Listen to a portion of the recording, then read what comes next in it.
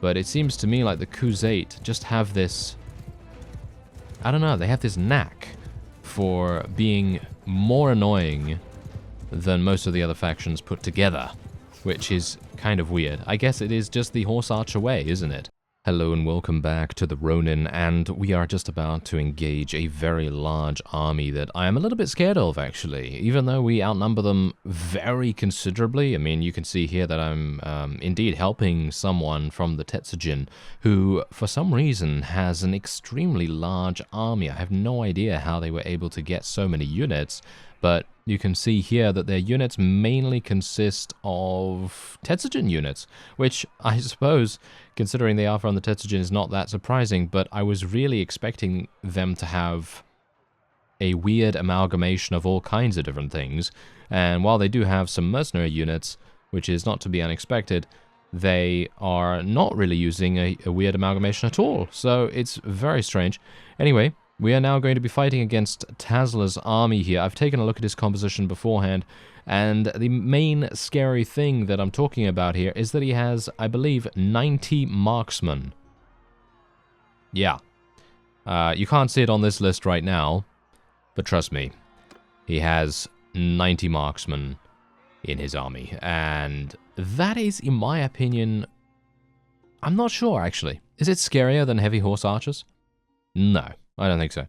Although 90 of them is going to cause a pretty significant problem for us. So we'll see how we do.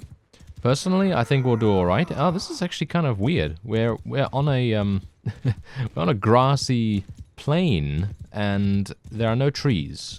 That is very weird. We usually don't have these. Usually it's either desert, snow, or there's just a huge amount of trees. And I'm actually thankful for that. Personally, I'm not a big fan of fighting inside a forest, because it generally messes with your cavalry quite considerably. But, of course, now that we are against the Khuzait, it would actually be quite nice for there to be some trees, because then we can use them to our advantage. But, of course, yeah, now we can't do that. So, yeah, we're just going to have to see what we can do.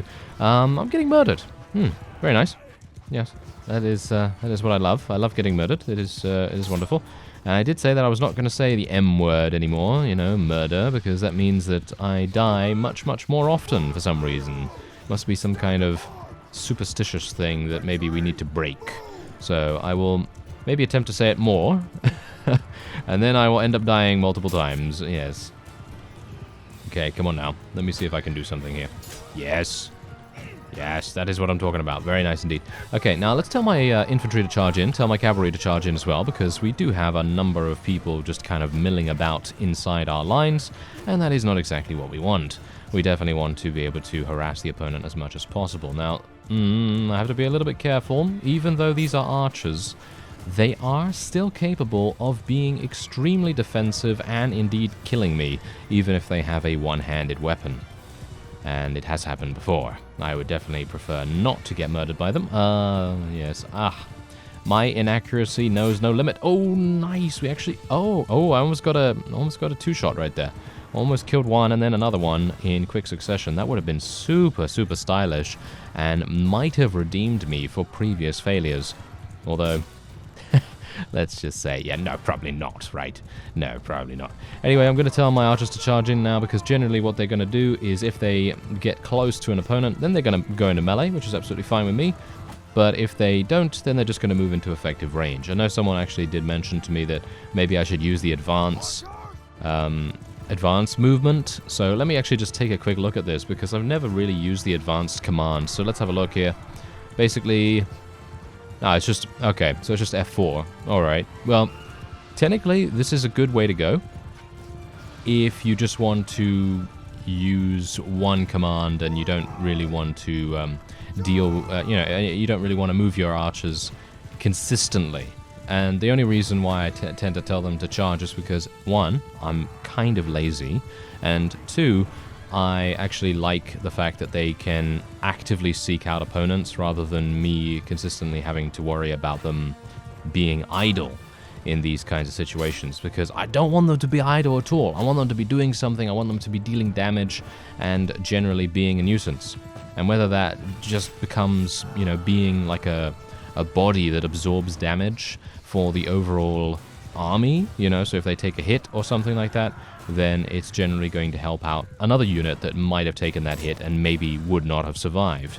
And so because archers generally will not take that much damage, or they shouldn't take that much damage initially because they are so far away from the opponent, then they will probably survive, whereas an infantry probably wouldn't. And so that's the reason why I generally tend to tell them to charge. I don't really see the archers going into melee that often, if at all, when I do that, so I think it's a pretty good strategy, but obviously it's a pretty lazy one. So if you want to have a bit more of a hands-on approach to your army commands, then of course you can decide to do it like that person suggested, where you use a you know, the advanced 10 steps ahead or whatever command. And I have used those kinds of things in the past in Warband as well, because there wasn't really a good way to advance units in Warband, although you could still tell your units, you know, your units, like for example your archers and ranged, to charge, but in that they would be a little bit less smart about how they use their weapons. So if you would tell archers to charge in Warband, they might use their ranged weapons often, but maybe not often, you know, maybe not often enough, and then it would cause some problems with them going into melee a bit too fast, if you know what I mean. So Bannerlord is a little bit different in that regard, at least from what I've seen so far, and they seem to use their ranged weapons much more. The frequency of them actually firing is much better. Anyway, there you go. We are able to help out Murasame, which is really nice, and that means we gain 18,000 experience. Technically, there's not even any point in me looking at this anymore, because I have so much experience to gain for the next level that I might as well just, you know, just gain as much experience as I possibly can. I mean, I think it's very interesting to see that. And so that's the reason why I'm well, obviously because I think it's kind of cool to see what kind of experience you gain from which source. But yeah, generally we're going to keep it on as much as we can. Anyway, I don't know whether you noticed, but we actually have a new companion, or technically a new party member who is leading their own army within our army. So that is pretty cool. And he lends us about 115 units. I basically gave him a bunch of units that were in a garrison nearby to me, so one of my garrisons is actually rather weakened right now, so we need to keep a bit of an eye on that. But what I'm thinking about doing right here is taking some tier 4 units, placing them into a nearby garrison, and just hope that they get converted, and then I can maybe use them in this guy's army or someone's army a little bit later on. Actually, you know what? Should I just take all of these and then just sell them in the tavern? Yeah, maybe that would be a better idea. You know, maybe that would be a better idea, rather than just, you know, having to travel all that way to some other garrison or another.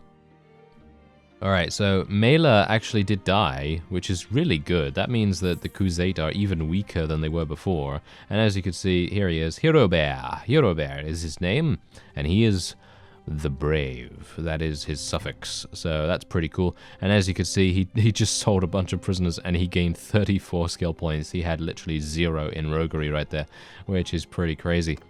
Alright, so I'm going to choose the prisoners to be ransomed as well, because let's face it, I don't really want to get my, release the enemy lords any more than I have to. And let's just get rid of everyone that's tier 5.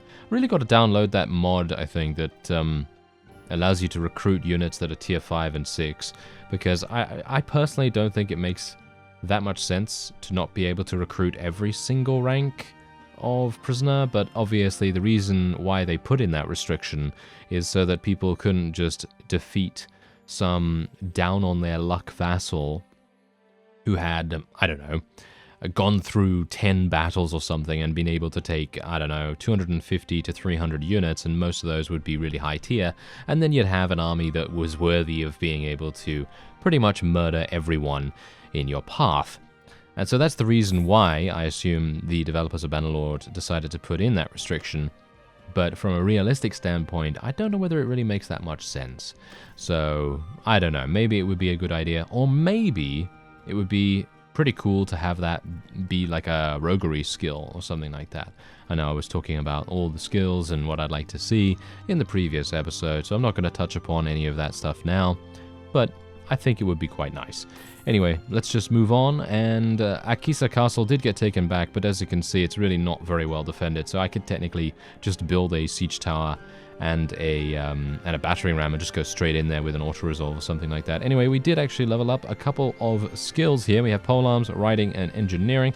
Engineering is useless right now in the current version I'm playing, so no point in me going over the perks that I'm selecting there, but we are going to go over the perks in riding and polearms, so let's have a look.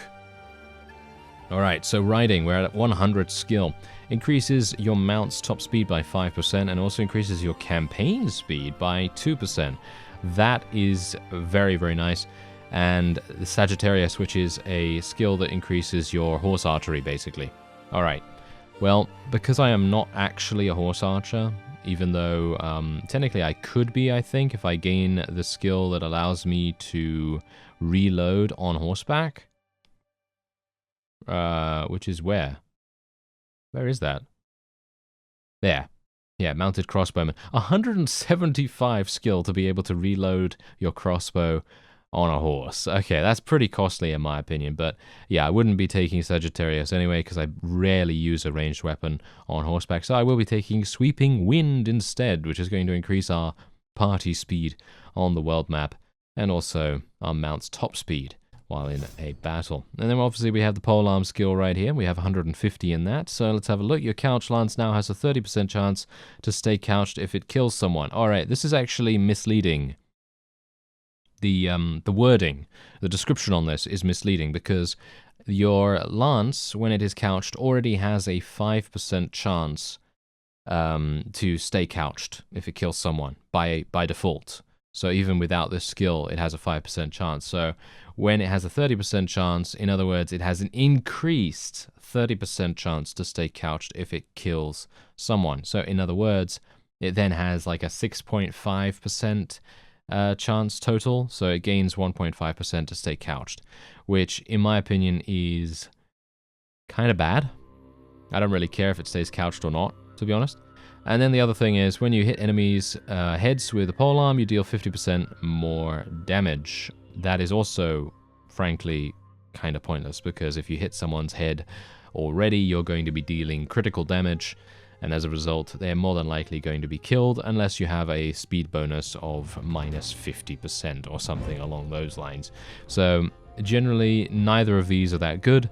But I guess what I'll do is I'll take the 50% increased damage because I'd like to see if we can maybe get close to the 1000 damage threshold. I know some people have mentioned that they've seen people get 1200 couch lance hits and stuff like that, and I think that's super cool. So I wouldn't mind seeing that myself in person, and we'll see if we can maybe get there. I don't think it's going to be possible for me specifically unless I get a new weapon or something, but I'd like to try at the very least. Alright, so Odok is calling to me right now. I'd love to be able to try and take that if at all possible. 663. Right, there's actually quite a significant amount here. Okay, so what I'm actually going to do is I'd like to call Murosame. Wait, where is he? There he is. Okay, so he's got 323. And I could call Arakan instead, actually. Arakan might actually be a little better because, I mean, he's defending, that's the thing. Murasame is not really doing anything of note. So I'm going to call Murasame because I have so much influence. It's just insanity. So much influence. So I'm going to call him, and then we are going to literally just bombard the walls as much as we possibly can. If an army appears out of nowhere, then of course we are going to take them on. But the only other army I've seen from the Crusade has about... let me see if I can remember. I think it has like 600 units or something like that. And I'm not entirely sure if they're still running around or whether they've been defeated or whether they have been severely weakened by a particular garrison somewhere. But it's going to be interesting to see if someone turns up. Anyway, this particular trebuchet is going to go down very soon. 3% hit points left on that. There it is. There's a nice little bit of destruction. And... well, I mean, you can quite clearly see the combat strength is very visibly in our favor right now, but we have to be a bit cautious because while our trebuchets get destroyed, I'm building an onager. I actually did not want to do that. Oh well, never mind. Yeah, that was because of the camera angle for some reason. Not entirely sure why that happened, but all right. I guess it's all. Yeah, I guess it's fine. You know, we can use a different little variety of siege equipment. but it is going to now mean that this thing is going to get destroyed very quickly, and then I'll have to build another trebuchet just that much faster, so that's not going to be too good.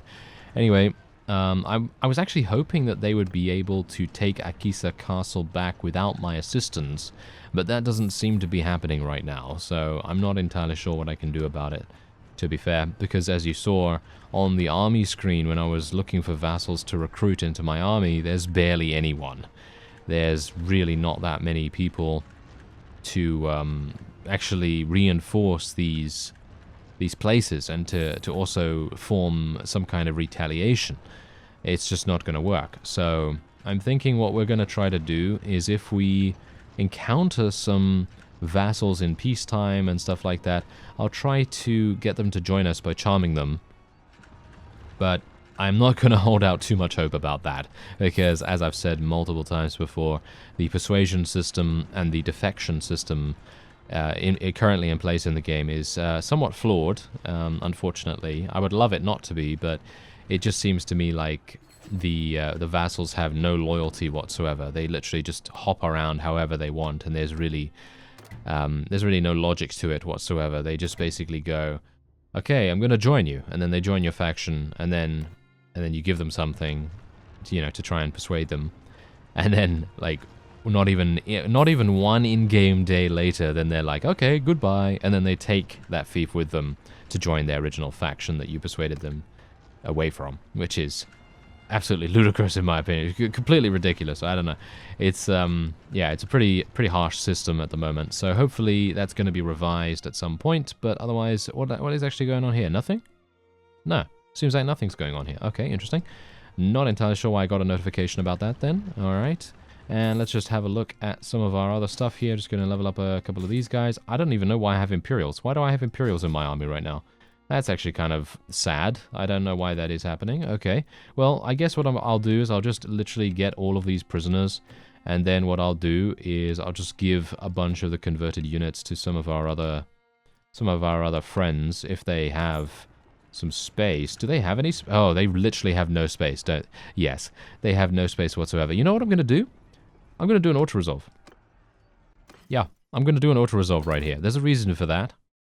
I just want to take this, like, really fast, but I also want to then be able to give units to our forces, and I think if I just went in there, they would quite easily survive, and it would be less effective for me to then give them units. So I'm going to try to just do that, because we've got to make the most of our resources. Any single time we have a good amount of resources, either that being in troop quality or the abundance of troops that we have available to us, it is always going to be a good idea to take them. Anyway, I'm going to just take 15 away from this guy, because as you can see, he already has a significant amount of units. And then we're going to go and speak to one of the other members. Yeah, Uluwen. Yes, someone actually mentioned, and thank you very much for this, because I didn't realize that this was the case, but whenever you go into a town that you've just taken, or indeed a castle, your vassals, or shall we say your party clan members, are going to put their units in the garrison to reinforce it. And that's what's happening with my guys, because that's the reason why there's 112 defenders in the garrison immediately, and why we end up losing a number of units right off the bat. So that's actually quite interesting. So thanks for shedding some light on that, because I was a bit oh, they actually took this back. Are you serious? That is, how did they take that back? It had a lot of defenders in there. That was actually kind of okay. That's kind of weird. Oh well, never mind. Okay, I guess I'm gonna do it again then. And I mean, you can see that the walls are still basically damaged. That is hilarious. All right, well, we're just gonna head in there then. And can I maybe get this? Ugh, yeah, how annoying. All right, I'm gonna give it to Murasame because he's cool. And I think he. Oh no! You know what? Now that I've said that, he's gonna leave, isn't he? He's going to leave, and he's gonna join another faction. That would be absolutely awful. Yeah, that would be really bad. Oh, hello. Ah, very large army fighting us. All right, let's have a look. Okay, they have 777. You know, I'm actually starting to grow to very much dislike the Crusade. And not because of their faction culture or the units they use or anything like that, but the way they conduct business in the game is almost too much. You know, it's like almost too infuriating to put into words, to be honest.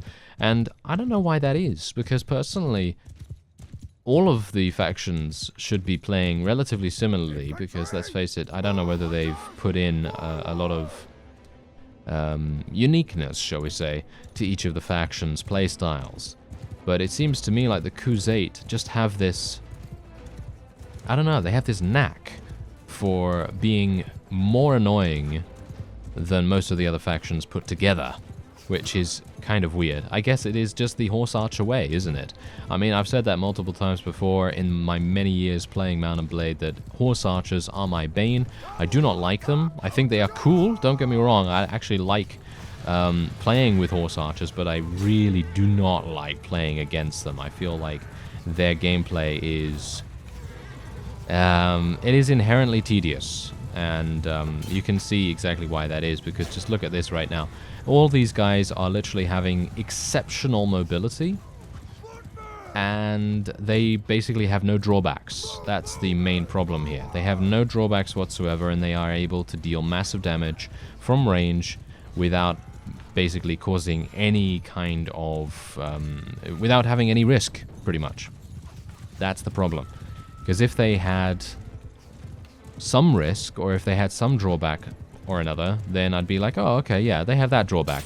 But they are moving so fast, they're able to deal so much damage, and generally they're quite resilient as well, that you know, how are you supposed to do it? I don't know. I mean, there's a reason why they are able to take so much of the map so incredibly fast. Anyway, I'm just going to tell my cavalry to move back here, and you can see that I think, wait a minute, why are my forces all the way over here? This is kind of weird. Alright, I'm going to try and retreat a little bit here, because we're actually losing a lot of units in the process of coming over here, and that is, in my opinion, because of the cavalry. I know, it's strange. Yeah, it's not that strange. No, not that strange at all. If your army is literally outnumbered in terms of the amount of cavalry that you have, and the enemy... Just look at this. Look at this right now. They're all literally just firing, and they are completely safe. And I might very well... I might die here, you know? I might die here, because these guys are they're tilting me, you know? They are tilting me right now. It is absolutely ridiculous. And I know, I get it. Some of you are going to say... I think the Crusade are balanced, you know? You're going to say to me that you think the Crusade are balanced, and that's fine. If you want to think that, then that's okay. But personally, for me, I don't agree. That is, you know, in the most respectful way possible, I do not agree about that. I think that they are... I don't know. I think that something needs to be done. I think they need less... I don't know, less archer skill or something like that. They need to be more inaccurate. And it was amusing when the developers actually changed it so that ranged units would gain more accuracy. I thought to myself, what? More? More accuracy when I'm already getting murdered from halfway across the map? Yeah, that happens. Anyway, my cavalry is kind of doing some weird stuff right now, so I should probably call them back a little bit. And we should probably call the horse archers back as well. I kind of like to consolidate my forces a little bit here. And I'm being a little bit more of a commander right now, mainly because I am so low in HP. So we should be a little bit cautious about it. But yeah, I think, personally, I've seen a number of patch notes recently in some of the latest versions of the game. And the developers do seem to be looking at balancing units specifically. And I don't think I've seen anything in regards to horse archers or indeed the Crusade at all. I've only seen some tweaks to Imperials and some other lower tier units as well to kind of bring them more in line with other low tier units and things like that. So it's kind of a bit weird. Maybe they think they're okay. I don't know. I mean, I know a lot of people's favorite faction, are the Crusade. So... Maybe it's the the popular decision. I don't know, but we'll see. Who knows? Maybe it will be changed sometime later on or something like that. But for me specifically, it is incredibly annoying to fight against them. And not even just in the actual fight, but in the campaign map as well. Like on the campaign... Well, there you go, I'm dead. Kind of half expecting that, to be honest. As soon as you ride towards these guys, you're just going to get murdered. That's what, it's so frustrating. It really is. I can't... Okay, I just can't put it into words. Can't put it into words. If I die here, right, I am going to be... I don't even know what I'm going to do. But, you know, if I literally lose this battle because of horse archers, then I have no idea. I don't really know what to do about that. Because, yes, okay, I understand that a lot of you have given me some tips and so on in regards to defeating horse archers and everything.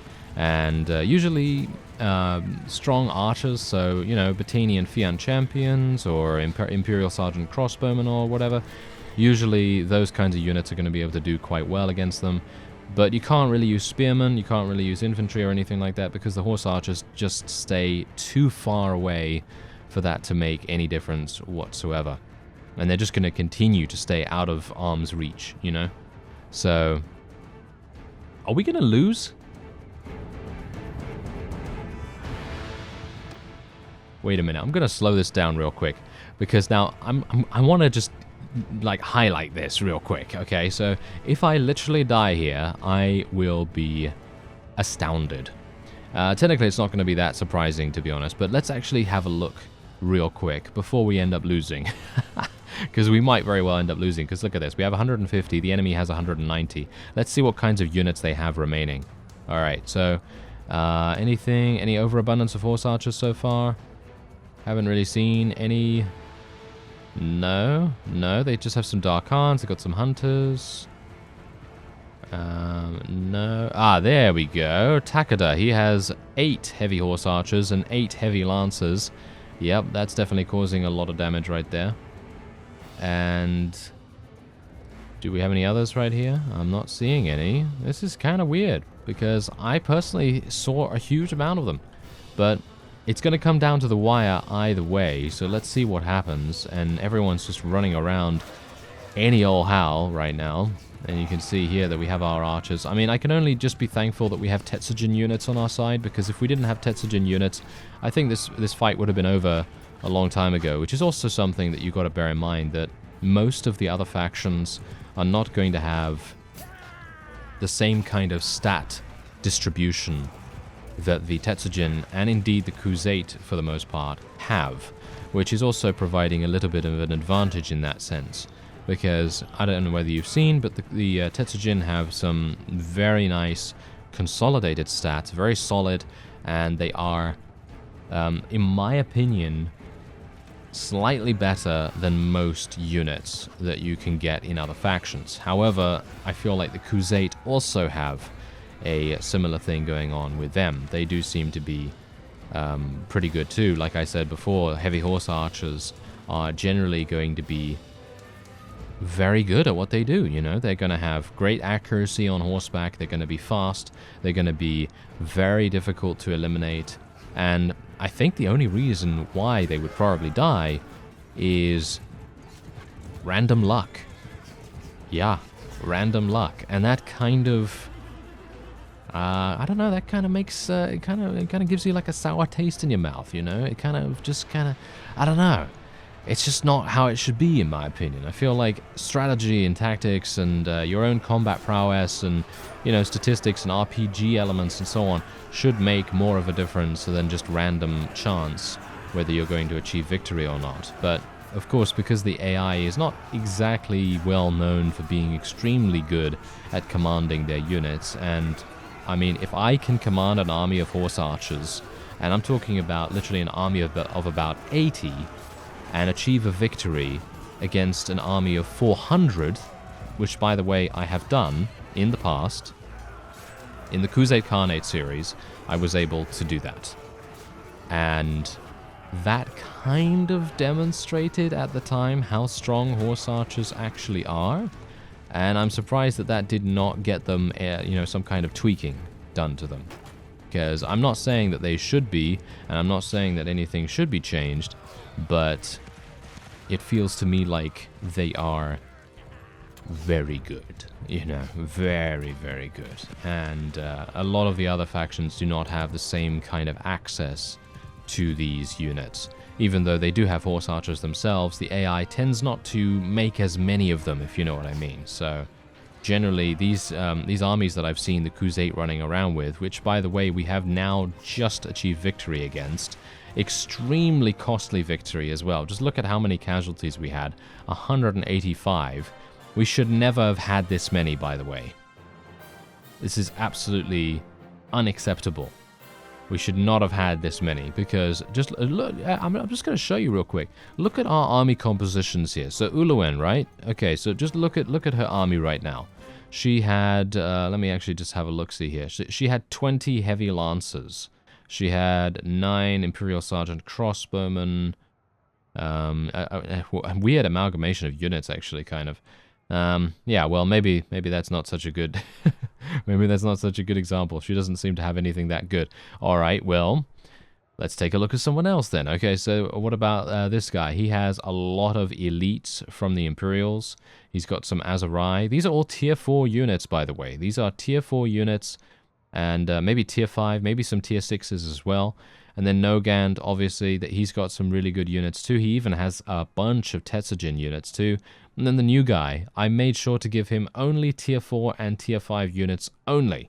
And maybe if he has some tier 3, then that is just because we gained a couple of those very recently. But what I'm saying is, if you take a look at the breakdown of how many kills all of these units, you know, basically got, it's going to be horse archers and archers, and maybe some spearmen and things like that all over the place, coming in ahead of everyone else. You can see here, legionaries with 24 kills, then you have marksmen with 10 kills, then you have more spearmen, and then you have the marksmen with 25 kills, then you have more infantry, horse archers with 5 kills right there total, which is a bit weird, and then you have some more infantry, some cavalry. And then, oh, now this guy, he knew what was up. He was doing so much damage with his infantry, horse archers, and heavy lancer combination. And then you have footmen getting a huge amount of kills. Not entirely sure how the footmen gained so many kills. And then you have the last guy with a bunch of kills from the heavy horse archers as well. So I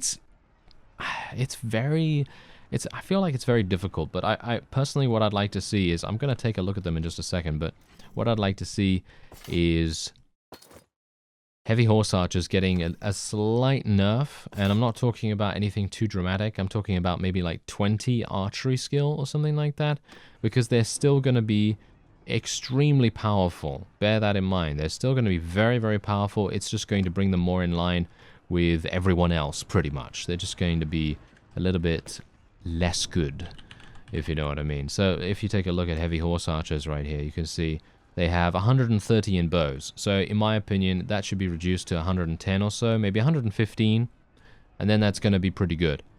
I think that's a pretty nice level, because if you see here, the Crusade Marksman has 130 in bows.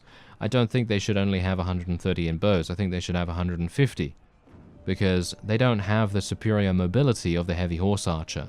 That's the main reason why I'm actually saying this, because heavy horse archers have so much mobility, they are able to stay out of the line of fire very, very easily. And they are super efficient at killing things. Whereas Crusade Marksmen, yeah, okay, you know, they're not on a horse and everything, but I personally feel like because they are indeed not on a horse, they're going to be standing still for the most part, they should be more accurate than their extremely superior mobility cousins in the heavy horse archer troops.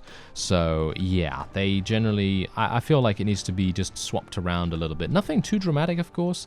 I'm not saying anything too massive there, but just to basically make other units slightly better and make the heavy horse archers, and indeed any other horse archers, kind of similar in that aspect. So for example, let me actually just take a quick look at the Imperial Horse Archer right here. So this is the Imperial Horse Archer. As you can see, they have 130 in bows as well. And again, I don't think this is how it should be. I think it should be a little bit different. Oh, look at that. The Imperial Palatine Guards. They actually have 160 in bows, which is exactly what I feel like the other archers should have. So this, in my opinion, is a good balance, although the horse archers, in my opinion, should still have 115. I think they should have a little bit less because they have so much mobility, it just makes up for it. In my opinion, you know. Obviously, this is all in my opinion. This is not something that is going to happen or whatever, but in general, I think it would definitely help the game's balance a little bit to have that happen. Alright, so it seems like there's another army coming up here. There's only 45 units still remaining, so I'm just going to go in there with an auto-resolve. As you can see, boom, we literally lost basically nothing because there's no units in the defense here. And now I'm able to just take all the loot, and then I can just kind of wait here for some time. There we go. Alright, so we took 2 towns. Well, we took back one, but we took this one as well. So we're further consolidating our forces, and as you can see, Tetsugen territory is looking pretty good, and Khuzait territory is shrinking by the day. And I cannot wait until I see them be eliminated. I really cannot. I've started to have a pretty big disdain for the Khuzait. And just purely for the fact that they're able to form armies so fast, they come after you with massive amounts of horse archers. How many horse archers does this one have? 27, but they have 82 heavy lancers. 82. That is insanity. 82. Wow. Okay, yeah, so that's obviously going to be kind of problematic because they have the ability to couch lance as well, and couch lancing obviously is going to be very harsh. And if you're using a lot of, you know, foot archers or something like that, because I have quite a few horse archers myself. I've got 29, which is not really that much, but in general, if you take a look at their skills, they have 275 in bows, which is dramatically better than pretty much anything else. And that kind of then raises the question, why did we almost lose? Well, it's because the enemy had more horse archers. That's it. That's the reason, you know? And I feel like if the numbers game of who has the more horse archer troop comes into it, then I think that shouldn't be how it is. That shouldn't be how it is. Anyway, that will be it for this episode. I thank you very much for watching, and I'll see you next time.